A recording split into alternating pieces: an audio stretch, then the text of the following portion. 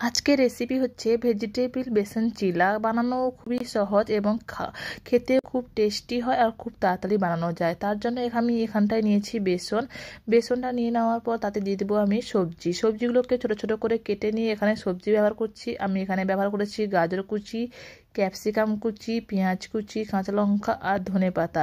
আপনারা চাইলে আর অন্য কোনো যদি সবজি থাকে তাহলে দিতে পারেন, দিলে এটাও হেলদি হবে। সবজি দিয়ে যদি ভালো করে বানান তাহলে খুবই হেলদি হয় আর খেতেও খুব টেস্টি লাগে। আর এটা কোনো ব্রেকফাস্টের জন্য সবথেকে ভালো একটা রেসিপি, চটজলদি বানানো যায়। এখানটায় আমি কাঁচা লঙ্কা দিয়েছি, আপনারা যেভাবে খাবেন কাঁচা লঙ্কাটা ঝাল খান সেইভাবে দিবেন। আমি তারপর এখানটা দিয়ে দিচ্ছি স্বাদ মতন লবণ, পরিমাণ মতন জল দিয়ে ভালো করে এটাকে একটা ব্যাটার তৈরি করতে হবে।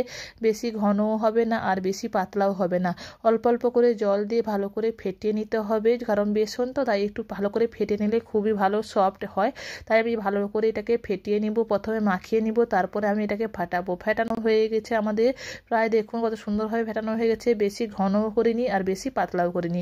এরপর একটা তাওয়াতে অল্প পরিমাণ তেলটাকে স্প্রেড করে দেবো। তেলটাকে স্প্রেড করে দেওয়ার পর আমি ব্যাটারটাকে চামচের সাহায্যে দিয়ে দেবো। আমি এখানে ছোট ছোট করে বানাচ্ছি, আপনারা চাইলে বড় বড় করেও বানাতে পারেন, কোনো সমস্যা নেই। আমি ছোট ছোট করে বানাচ্ছি, দেখতে ভালো লাগবে তাই আমি এখানে ছোট ছোট করে বানাচ্ছি। ঢাকনা দিয়ে আমি এক পাশে ভাজা হয়ে গেছে, এরপর আস্তে করে উল্টে আমি আরেক পাশটাকেও ভালো করে ভেজে নেব। এইভাবে আমি সবগুলো ভেজে রেখে দেবো। আপনারা একবার বানিয়ে দেখবেন, খুবই চটজলদি তৈরি হয়ে যায়। আপনার একঘেয়েমি ব্রেকফাস্ট খেতে সবসময় ভালো লাগে না, আর সবসময় আনহেলদি খাবার খাওয়াটাও ভালো, স্বাস্থ্যের পক্ষে খুবই খারাপ।